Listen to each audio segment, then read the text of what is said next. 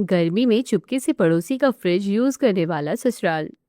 दोपहर की चिलचिलाती गर्मी में वर्मा जी के घर के अंदर डाइनिंग टेबल पर पूरा परिवार दोपहर का खाना खाने के लिए एक साथ बैठा था। गर्मी से परेशान होकर माधुरी अखिलेश से कहती है। अखिलेश, मैंने सुबह ही आपसे बोला था ना कि आज दोपहर को आते समय बाजार से आइसक्रीम लेते आना, लेकिन आप लेकर नहीं आए। अब मैं तुम्हें क्या बताऊं माधुरी, आज ऑफिस में थोड़ा ज्यादा काम था और फिर वो आइसक्रीम वाला अपने घर के पास नहीं बल्कि दूसरी वाली गली में मिलता है, मुझे समय ही नहीं मिला। हाँ हाँ, हमेशा आपके पास बहानों की लिस्ट तैयार रहती है। साफ साफ क्यों नहीं कह देते कि आप कंजूस हो, पैसे खर्च करने में आपकी जान निकलती है। बाहू, आजकल तुम जरूरत से ज्यादा मुंहफट होती जा रही हो। अपने पति से ऐसे बात करते हैं क्या? जरूरी है क्या आइसक्रीम खाना? चुपचाप मटके के ठंडे पानी से काम चला लो। माँ जी, कौन से ठंडे पानी की बात कर रही हो? वो जो फ्रिज में रखा है? हाँ, फ्रिज तो महीनों से खराब है बहू, पानी भी बिल्कुल ठंडा नहीं हो रहा है। इसलिए तो कहते नया ले लेते, लेकिन मेरी कोई सुनता कहाँ है। हाँ, तो पैसे सोच समझ कर खर्च करना चाहिए ना बहू। तुम्हारा पति कोई करोड़पति नहीं है जो रोज रोज नई चीजें खरीदता फिरेगा।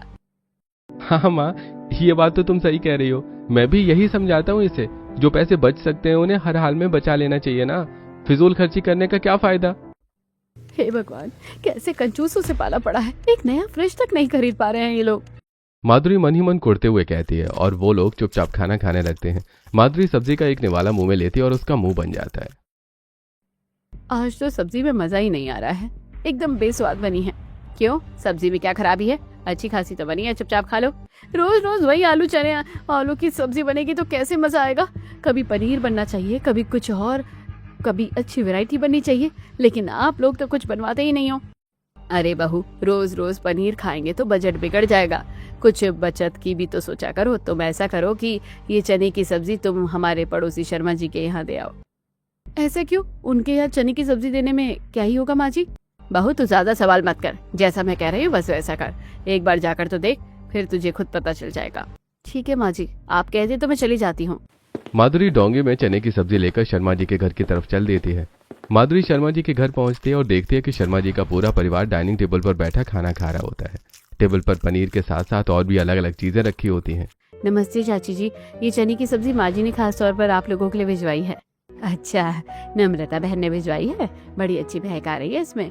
माधुरी भाभी, आपके यहाँ चने की सब्जी बनी है और हमारे यहाँ आज पनीर बना है। रुकिए, आप ये पनीर लेकर जाइए। रश्मि तुरंत किचन में जाती है और कटोरी में पनीर की सब्जी रखकर माधुरी को देती है। माधुरी पनीर देखकर मनी मन बेहद खुश हो जाती है और कटोरी लेकर तुरंत अपने घर वापस आती है। अच्छा माँ जी, अब मैं आपकी सारी चालाकी समझ गई। आपने इसलिए भेजा था कि आप चने भेजोगे तो वहाँ से अच्छा खाना आएगा। आप तो बड़ी खिलाड़ी निकली। हाँ, अब तो समझी बहू, आखिर हमारे पड़ोसी ही तुम्हारे काम आएंगे। इसी को तो कहते हैं बिना पैसे खर्च के शाही खाना खाना। पूरा परिवार पनीर की सब्जी के साथ बड़े चाव से खाना खत्म करता है। अगले दिन दोपहर को नम्रता और माधुरी कड़ी धूप में बाजार से सब्जियां खरीदने जाती हैं और सब्जी वाले से रेट कम कराने के लिए बहुत बहस करती हैं। भाई, क्या लूट मचा रखी है तुमने। गोभी इतनी महंगी क्यों दे रहे हो? दाम कम करो। हाँ भैया, इस आलू के दाम भी थोड़े कम लगाओ। इतने महंगे दाम में हम सब्जियां नहीं खरीदेंगे, सही दाम लगाओ तभी लेंगे। सब्जी वाला अपना सिर पकड़ लेता है, लेकिन बहुत बहस करने के बाद वो थोड़े कम दाम में सब्जियां दे देता है। दोनों सास और बहू दाम कम देने के चक्कर में थोड़ी खराब सब्जियां भी खरीद लेती हैं। वहीं पास में खड़ी दो पड़ोसनें अभिका और अनाया उन्हें देखकर एक दूसरे से कहती हैं। देखो तो, इतने कंजूस है ये लोग कि कुछ भी सोचते ही नहीं है। बाजार में आकर भी सब्जियां इतनी खराब और सस्ती खरीद रहे हैं। पैसे बचाने की धुन सवार है इन पर। हाँ, सही कह रही हो अभिका, ये लोग तो पैसा खर्च करने के नाम से ही घबराते हैं। भगवान ही बचाए ऐसे भयंकर कंजूसों से। अभिका और अनाया बातें करते हुए आगे निकल जाती हैं। नम्रता और माधुरी हाथ में सब्जियों का झोला लिए अपने घर की तरफ बढ़ रही होती है। तभी नम्रता की नजर सामने जाती है। देखो बहू, वो हमारी पड़ोसन अनाया ही है ना? हाँ हाँ माँ जी, वही है। ऐसा करते हैं कि घर न जाने की बजाय सब्जियां उनके यहाँ फ्रिज में ही रख देते हैं, नहीं तो हमारे यहाँ तो और खराब हो जाएगी। हाँ हाँ माँ जी, आपने बिल्कुल सही कहा। चलिए उनके यहाँ चलते हैं और उनके फ्रिज में रख देते हैं। दोनों सब्जियां लेकर अनाया के घर जाती हैं। अनाया कुछ देर पहले ही अपने घर के अंदर आई ही थी कि ये दोनों उससे हंसते हुए कहती हैं। अनाया बेटा, हमारा फ्रिज खराब है ना और ठंडा नहीं करा है। हम बाजार से ही सब्जी लाए हैं, क्या हम अपनी सब्जी तुम्हारे फ्रिज में रख दें? अरे नहीं नहीं नम्रता बहन, हमारा फ्रिज तो खुद ही सब्जी से भरा है और शाम को मेहमान भी आने वाले हैं ना, तो उनके लिए आइसक्रीम वगैरह भी तो रखनी है। अच्छा हाँ, कहाँ जगह है हमारे फ्रिज में? तुम्हारे फ्रिज को क्या हो गया? अपने फ्रिज में क्यों नहीं रख रही हो? वो दरअसल हमारे फ्रिज में ना कुछ ठंडा नहीं हो रहा है बहन, सारी सब्जियां सड़ जाएंगी ना, थोड़ी सी जगह देख लो ना। अब बहन मैं क्या करूँ, इतनी भयंकर गर्मी में तो हमारा फ्रिज भी कभी खाली नहीं रहता है। अनाया साफ मना कर देती है और वो दोनों अपना सा छोटा सा मुंह लेकर वहां से वापस चली जाती है। दूसरी पड़ोसन अभिका ये सब देख रही होती है। वो तुरंत दौड़कर अनाया के पास आती है और कहती है, बहन अच्छा क्या तुमने मना कर दिया, एक नंबर के कंजूस है ये लोग। अगर तुम आज रखवा लेती ना तो बार बार ये लोग तुम्हारे फ्रिज में सामान रख कर चले जाते और तुम्हारे लिए आफत हो जाती। हाँ बीका, मुझे भी यही डर था, इसलिए तो मैंने साफ मना कर दिया। इधर नम्रता और माधुरी थोड़ी नाराजगी के साथ अपने घर आ जाती हैं। माधुरी सब्जियों का झोला टेबल पर पटक देती है। ये देखकर नम्रता गुस्से से कहती है, ये क्या तरीका है सब्जियां टेबल पर पटकने की बजाय फ्रिज में रख दो। माँ जी, अपने फ्रिज में रखने से क्या ही फायदा है, हमारी सब्जियां फ्रिज के अंदर रहे या बाहर, बात तो एक ही है ना, सब सड़ने ही तो वाली है। बहू तू ज्यादा मुंह मत चलाया कर, अब जैसी है वैसी है, चुपचाप फ्रिज के अंदर रख दे, जो होगा देखा जाएगा। माधुरी बड़बड़ाती हुए सब्जियां फ्रिज में रख देती है। तभी थोड़ी देर बाद शर्मा जी के घर की छोटी बच्ची सुप्रिया दौड़कर उनके घर आती है और कहती है, चाची दादी, आपको मेरी दादी बुला रही है, जल्दी हमारे घर चलिए। क्यों बुला रही है बेटा, कोई खास बात है क्या? मुझे नहीं पता, उन्होंने बस आपको तुरंत बुलाने के लिए कहा है। सुप्रिया की बात सुनकर लिविंग रूम में बैठे वर्मा जी और अखिलेश जी भी चलने के लिए खड़े हो जाते हैं और कहते हैं, अरे भाई नम्रता, चलो हम भी साथ में चलते हैं। शायद उन्होंने कोई कोल्ड ड्रिंक मंगवाया हो या कुछ अच्छा ठंडा ठंडा बनाया हो, गर्मी में थोड़ी सी राहत तो मिलेगी। हाँ जरूर, ऐसे ही कोई बात होगी, हम भी चलते हैं। पूरा परिवार शर्मा जी के घर पहुंच जाता है। शर्मा जी के लिविंग रूम के कोने में एक बहुत बड़ी डबल डोर के एडवांस फीचर वाली नई फ्रिज चमचमाती हुई देखकर सब हैरान रह जाते हैं। अरे सेजलमैन, अच्छा इसलिए हमें बुलाया था, तुम्हारे यहाँ तो बहुत बड़ी फ्रिज आई है। हाँ बहन, पुरानी फ्रिज अब छोटी पड़ रही थी तो बच्चों ने बड़ी वाली मंगवाई है। फिर पड़ोसियों के साथ जब तक खुशी ना बांटो तब तक काहे बात की खुशी। हमने सोचा तुम्हें भी बुलाए और कुछ मीठा खिलाए। रश्मि बहू मिठाई लाओ। रश्मि फ्रिज से मिठाई निकालती और सबको खिलाती है। नम्रता बहन, अब तुमको भी ऐसा ही एडवांस और बड़ा फ्रिज अपने घर ले आना चाहिए, बहुत जरूरी है भाई। हाँ सेजल बहन, बात तो तुम्हारी सही है, जब हमारे पास पैसे होंगे तब हम भी जरूर ले आएंगे। वैसे हम इतने अच्छे पड़ोसी हैं, जब तक हमारा फ्रिज नहीं आता तुम्हारा इतना बड़ा फ्रिज हमारे तो काम आ ही सकता है ना। हाँ हाँ क्यों नहीं बहन, पड़ोसी तो पड़ोसी के काम आता है। सब घर वापस आ जाते हैं। अगले दिन सुबह सुबह रसोई में माधुरी पानी की खाली बोतलों में पानी भर रही होती है। नम्रता रसोई में आती है और उसे इतनी सारी बोतलें भरते देखकर हैरानी से पूछती है, बहू तू इतनी सारी बोतलों में पानी क्यों भर रही है, क्या फायदा, हमारा फ्रिज तो पानी को ठंडा ही नहीं करेगा, फिजूल में टाइम ही खराब कर रही है तू। अरे माँ जी, आप फिक्र मत कीजिए, देखना आज दोपहर को मैं आप सबको एकदम बर्फ जैसा ठंडा पानी पिलाऊंगी। ठंडा पानी वो कैसे पिलाएगी, फ्रिज के आपने आप ठीक हो क्या? फ्रिज ठीक नहीं हुआ है माँ जी, लेकिन हमारे पड़ोसी का जो नया वाला फ्रिज आया है ना, वो किस काम आएगा। चलो हम ये सारी बोतलें उनके फ्रिज में ही रख कर आते हैं, मुफ्त में पानी ठंडा हो जाएगा। बहू तू पागल तो नहीं हो गई है, फ्रिज बड़ा हुआ तो भी तो इतनी सारी बोतलें वो नहीं रखने देंगे, साफ ना कर देंगे। माँ जी मेरे पास एक तरकीब है, मैं ये सारी बोतलें झोले में रख लेती हूँ और आप अपने हाथ में बस एक ही बोतल रख लो। हम उनसे बोलेंगे कि हम ये एक बोतल रखने आए हैं। वाह बहू वाह, क्या दिमाग लगाया है तूने। चलो फिर देर किस बात की, हम उनके फ्रिज में बोतलें रख कर आते हैं। नम्रता एक बोतल लेती है और माधुरी बोतलों से भरा झोला उठाकर शर्मा जी के घर की तरफ चल देती है। जब वो शर्मा जी के घर पहुंचती हैं तो रश्मि हॉल में ही कुछ काम कर रही होती है। अरे रश्मि बहू सुनो ना, तुम्हें तो पता ही है ना कि हमारे घर की फ्रिज खराब है, क्या हम एक बोतल रख ले आप लोगों की फ्रिज में? हाँ हाँ रख लो, पड़ोसी हो हम इतना तो कर ही सकते हैं, आइए अंदर रख दीजिए। माधुरी और नम्रता तुरंत रसोई में फ्रिज के पास जाती हैं। रसोई में काम करते हुए सेजल कहती है, अरे नम्रता बहन आओ, बहू तुम्हारे हाथ में ये इतने बड़े झोले में क्या है? अरे चाची जी वो कुछ नहीं, बस वापसी में बाजार से कुछ सब्जियां खरीदी थी वही है। सेजल सिर हिलाकर बाहर चली जाती है। उसके जाते ही माधुरी चुपचाप अपने झोले से पूरी बोतलें निकालती हैं और फ्रिज में जगह बना बनाकर जमा देती हैं। सारी बोतलें रखने के बाद दोनों मुस्कुराती हुई वापस आ जाती हैं। थोड़ी देर के बाद रश्मि सामान रखने के लिए फ्रिज खोलती है और बोतलों का ढेर देखकर चौंक जाती है। माँ जी जरा यहाँ देखिए आकर, इन लोगों ने क्या किया है। क्या हुआ बहू, क्यों चिल्ला रही है सुबह सुबह? माँ जी ये देखिए, इन लोगों ने तो बहुत सारी बोतलें रख दी है, फ्रिज में तो बिल्कुल भी जगह नहीं बची है, आप इनको कुछ कहिए ना। अरे बेटा पड़ोसी है ना, अब इस छोटी सी बात पर उनसे क्या ही बोले, गुस्सा मत तो जाने दे, सह लेते हैं। इधर दोपहर के समय जब वर्मा जी घर में सभी गर्मी से बेहाल हो जाते हैं, नम्रता माधुरी को इशारा करती है। दोनों फिर से वही बड़ा झोला लेकर शर्मा जी के यहाँ आती हैं। चाची जी वो बोतलें ठंडी हो गई होंगी तो हम वही लेने आए हैं। हाँ बहू निकाल लो, फ्रिज में ही रखी है। दोनों रसोई में जाते हैं और पूरी बोतलें निकाल कर वापस झोले में भर लेती हैं। बोतलें भरते भरते अचानक नम्रता की नजर फ्रिज के सबसे ऊपरी हिस्से पर पड़ती है, जहां एक कटोरे में ढेर सारा खोआ रखा हुआ है। बहू देखो तो इनके यहाँ कितना सारा खोआ रखा है, लग रहा है कुछ खास बनने वाला है। हाँ हाँ माँ जी, बहुत सारा है, दिख तो बहुत बढ़िया रहा है। हम खोआ धीरे से निकाल लेते हैं, किसी को क्या पता चलेगा। माधुरी चारों तरफ देखकर चुपचाप से खोआ निकाल के झोले में रख लेती है। फिर वो दोनों रसोई से बाहर निकलकर हॉल में आती हैं। नम्रता बहन बोतलें ले ली तुम लोगों ने? हाँ ले ली है बहन, बहुत बहुत धन्यवाद तुम्हारा, जो इस गर्मी में ठंडा पानी मिल गया है। बैठो ना थोड़ी देर, चाय वाय पीकर जाना। नहीं नहीं बहन, अब देरी हो रही है, घर में सब हमारा इंतजार करे होंगे, हम चलते हैं। वो दोनों जल्दी जल्दी चलते हुए घर आती हैं और बहुत खुश होती हैं। घर आते ही वो डाइनिंग टेबल पर सामान खाली करती हैं। ठंडा पानी और खोआ देखकर वर्मा जी और अखिलेश की आंख में चमक आ जाती है। अरे भाई चलो, अच्छा है, खोआ भी मिल गया और ठंडा पानी भी मिल गया। आज तो दिन बन गया हमारा। हाँ माँ, मजा आ गया, आज तो कुछ मीठा बनना चाहिए। आप लोग फिक्र मत कीजिए, मैं इस खोए की बढ़िया सी रबड़ी बनाती हूँ, सब लोग बैठ के खाएंगे। माधुरी रसोई में जाती है और रबड़ी बनाने लगती है। पूरा परिवार डाइनिंग टेबल पर बैठकर ठंडी ठंडी रबड़ी का आनंद लेता है। इधर शाम को शर्मा जी के घर में सेजल अपनी बहू से कहती है, बहू फ्रिज में खोया रखा है ना, तो आज रात के खाने में गुजिया बना लेना, बच्चों को बहुत पसंद है। रश्मि फ्रिज खोलती है तो खोआ गायब मिलता है। वो हैरान होकर कटोरा लिए बाहर आती है।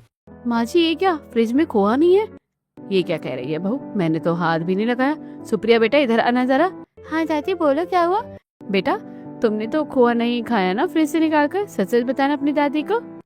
नहीं दादी, मैं खोआ क्यों खाऊंगी, मैं तो फ्रिज को हाथ भी नहीं लगाया, मैं तो बाहर खेल रही थी। माँ जी जब घर में किसी ने नहीं खाया तो कहीं ऐसा तो नहीं कि हमारे पड़ोसी लेकर गए हो? दोपहर में वही दोनों अंदर आई थी बोतल लेने। हाँ हो भी सकता है, वो काफी देर तक रसोई में अकेली थी। तभी विकास और शर्मा जी भी ऑफिस से आ जाते हैं। रश्मि उन्हें भी सारी बात बताती है। ये तो सरासर गलत है, उनको साफ मना कर दो कि हमारा फ्रिज यूज न करें, हमारी चीजें ऐसे गायब होना ठीक नहीं है। अरे जाने दो, हटाओ, पड़ोसी हैं हमारे, आपस में विवाद अच्छा नहीं लगता, हटाओ इस बात को, कुछ और बना लो। शर्मा जी के मना करने पर सब शांत हो जाते हैं।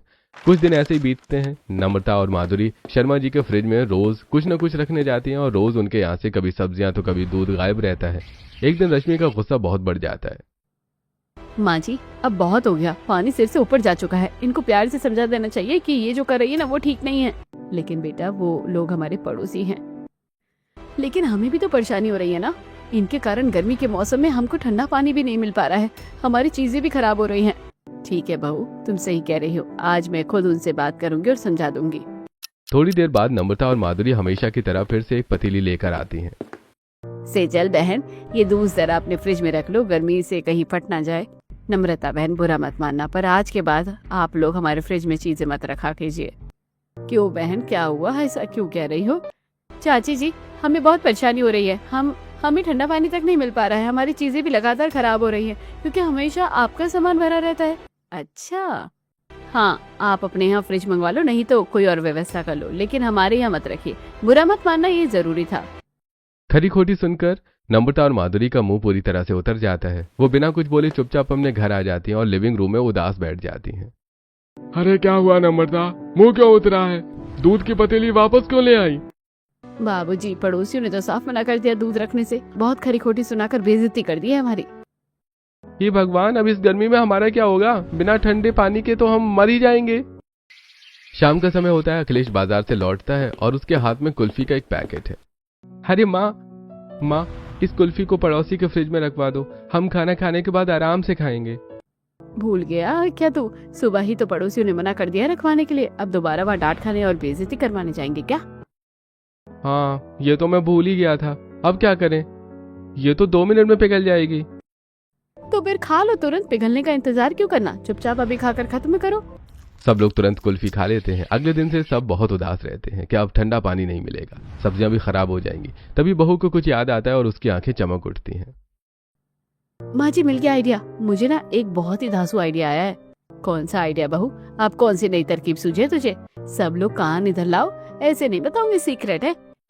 सब पास आते हैं और माधुरी धीमी आवाज में अपना वो सीक्रेट प्लान बताती है, जिसे सुनकर सबके चेहरों पर मुस्कान आ जाती है। ये तो तूने सही सोचा बहू, इस प्लान से तो उनका फ्रिज भी इस्तेमाल हो जाएगा और उन्हें पता भी नहीं चलेगा, मजा आएगा। रात के 12 बजे जब चारों तरफ सन्नाटा छा जाता है, शर्मा जी के घर की भी सभी बत्तियां बुझ जाती हैं। इधर माधुरी और अखिलेश दबे पांव हॉल में आते हैं। माधुरी के हाथ में सब्जियों की टोकरी और पानी की बोतलें हैं। अखिलेश उसे धीरे से कहता है, माधुरी कोई आवाज मत करना, उनके घर में सब सो गए होंगे ना। हाँ, सब सो गए होंगे। फिर भी थोड़ा आराम से चलो, कहीं जाग न जाए। तुम बस मेरे पीछे पीछे आओ, मैंने सब देख लिया, कोई नहीं जाग रहा। माधुरी और अखिलेश दबे पांव शर्मा जी के किचन में पहुंचते हैं। माधुरी बिना कोई आवाज के चुपके से फ्रिज खोलती है। अखिलेश जल्दी करो, ये सारी सब्जियां और पानी की बोतलें अंदर जगह बना कर रख दो। हाँ मैं रख रहा हूँ। वाह, फ्रिज में इतने सारे ताजे रसीले संतरे रखे हैं। संतरे, चलो इन्हें निकाल लेते हैं, हमारा सामान भी रख गया है और संतरे भी मिल गए हैं, कल सुबह इनका जूस पियेंगे। क्या तरीका निकाला है तुमने यार, मजा आ गया। चलो अब जल्दी से घर चलें, देर हो रही है। दोनों चुपचाप अपने घर आ जाते हैं और लिविंग रूम में नम्रता और वर्मा जी के साथ बैठकर उन्हें सामान दिखाते हैं। बहू सामान रखा है चुपचाप। हाँ माँ जी, सामान भी रख गया और ये देखिए ताजे संतरे भी मिल गए हैं, किसी को पता भी नहीं चला। अरे वाह भाई वाह, हम तो अभी सब बैठकर संतरे खाएंगे। कमाल ही कर दिया तुम दोनों ने। पूरा परिवार रात में ही संतरे खाने लगता है। अगले दिन भोर में माधुरी दौड़कर नम्रता को जगाती है। माँ जी जल्दी चलिए, सामान ले आते हैं, सुबह के 5 बजे हैं, वो लोग उठ जाएंगे तो देख लेंगे। हाँ हाँ बहू चल, हमें जल्दी चलना होगा, नहीं तो सब गुड़ गोबर हो जाएगा। सुबह सुबह दोनों शर्मा जी के घर जाती हैं और फ्रिज से पूरी बोतलें और सब्जियां निकाल लेती हैं। तभी माधुरी की नजर अंदर रखी फ्रोजन मटर की थैली पर पड़ती है। माँ जी फ्रिज में फ्रोजन मटर रखे हैं, रख ले क्या, आज की सब्जी बनाने के काम आएंगे। हाँ बहू रख लो, आज दोपहर को मस्त मटर की सब्जी बनेगी, मुफ्त का सामान छोड़ना नहीं चाहिए। माधुरी फ्रोजन मटर भी निकाल लेती है और दोनों घर आ जाती हैं। इधर सुबह के समय शर्मा जी के घर में रश्मि किचन में आकर जूस बनाने के लिए फ्रिज खोलती है। आज मैं नाश्ते में मटर की कचौड़ी और ऑरेंज जूस बना लेती हूँ। माँ जी यहाँ आना तो जरा। क्या हुआ बहू, क्यों हैरान हो रही है? माँ जी फ्रिज में संतरे और फ्रोजन मटर रखे थे, लेकिन आज ना तो संतरे और ना ही फ्रोजन मटर है, दोनों गायब है। ये कैसे हो गया, समझ नहीं आ रहा, कल रात तो यही थे। सुप्रिया बेटा इधर आ जरा दौड़कर।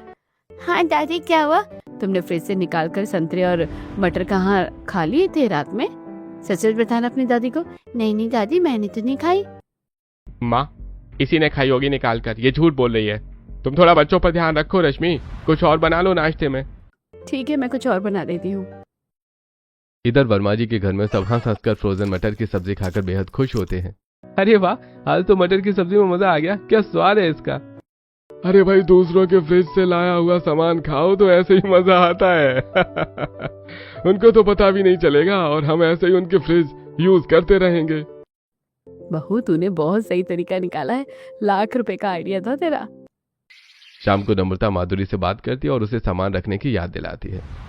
बहू आज रात की तैयारी कर ली तूने, सब सामान रख लिया है ना? हाँ माँ जी, पानी की बोतलें भी भर ली है, सब्जियां भी रख ली है और आटा बचा था वो भी रख दिया है, बचा हुआ सामान खाना सब रख लिया है, सब पैक है।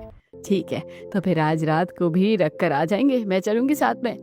दोनों रात में चुपके से शर्मा जी के फ्रिज के पास जाते हैं। माधुरी जैसे ही फ्रिज खोलती है उसे अंदर पतीली में बनी हुई मशरूम की सब्जी दिखती है।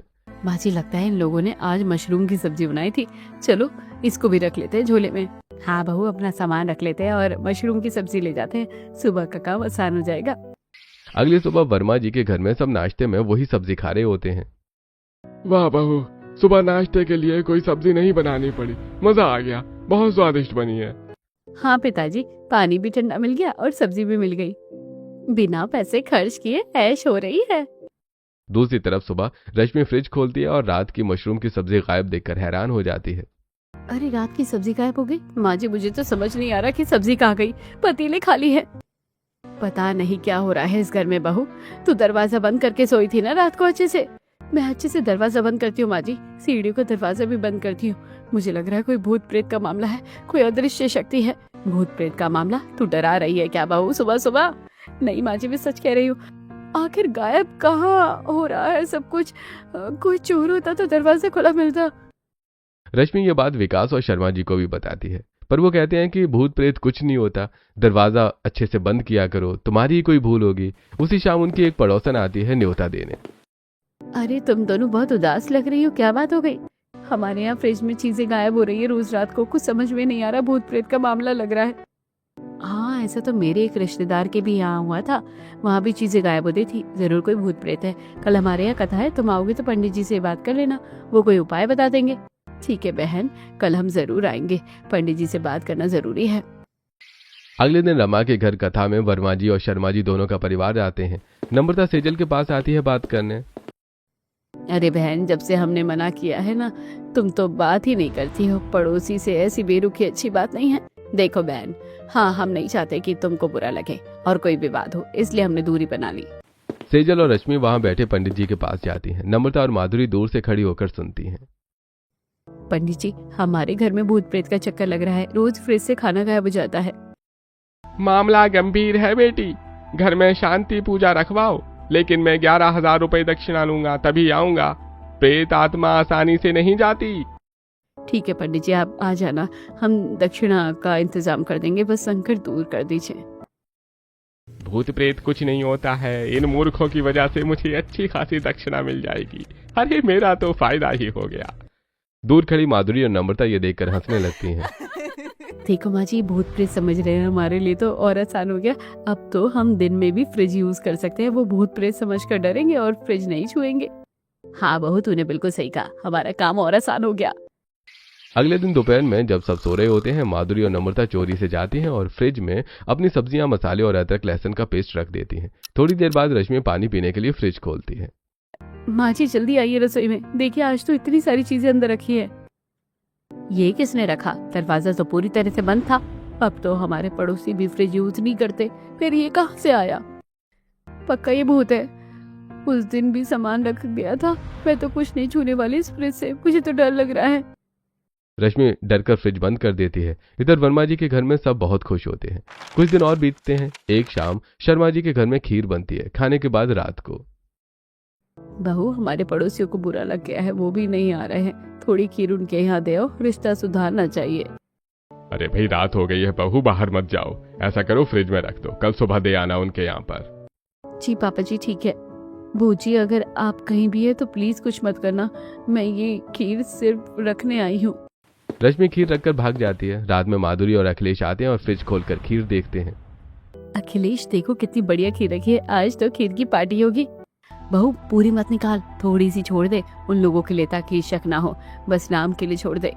ठीक है माँ जी, थोड़ी सी छोड़ देती हूँ, बाकी अपने डिब्बे में भर लेती हूँ। माधुरी आधी खीर निकाल लेती है और दोनों आ जाते। अगली सुबह रश्मि फ्रिज खोलती है और थोड़ी सी खीर देखकर चिल्लाती है। माँ जी, भूत ने फिर खीर खा ली, कटोरे में से थोड़ी सी बची थी, सब खत्म कर दिया। क्यों सुबह सुबह बकवास कर रही है? तू ही भूल गई होगी और इतनी ही रखी होगी। अच्छा जा, ये पड़ोसियों को दे आ, और उनके हिस्से की भी। रश्मि थोड़ी सी बची हुई खीर लेकर वर्मा जी के घर जाती है। वहां देखती है कि पूरा परिवार बड़े चाव से कटोरों में खीर खा रहा है।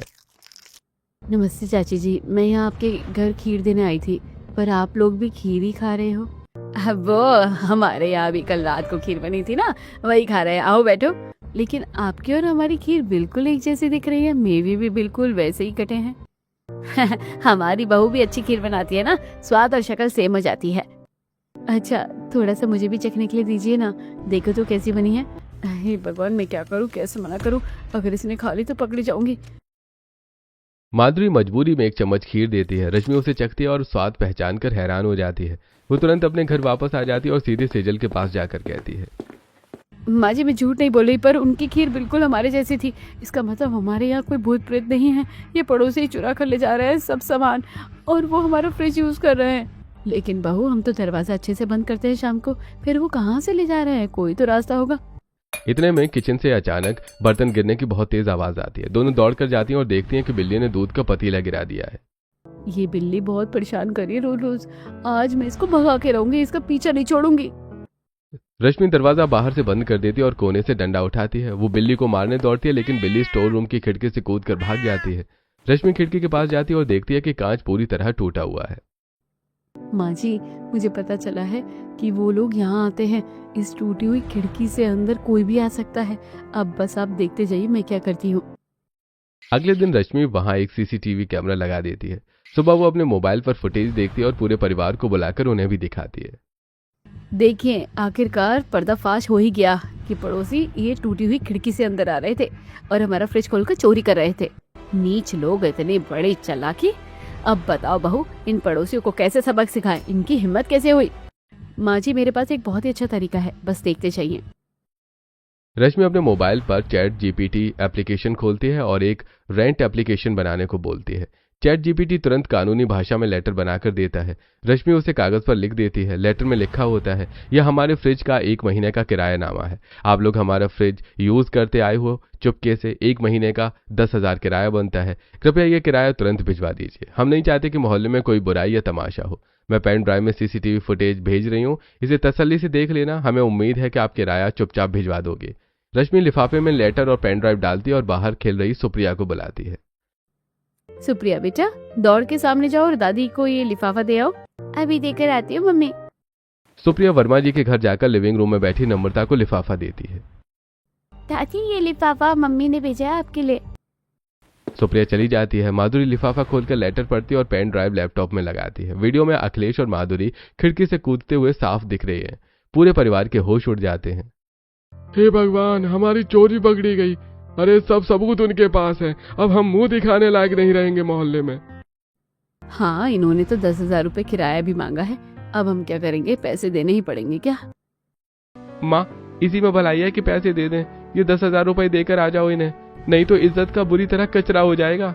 नम्रता कांपते हाथों से अलमारी से पैसे निकालकर माधुरी को देती है और वो पैसे लेकर शर्मा जी के घर जाती है और रश्मि को सौंप देती है।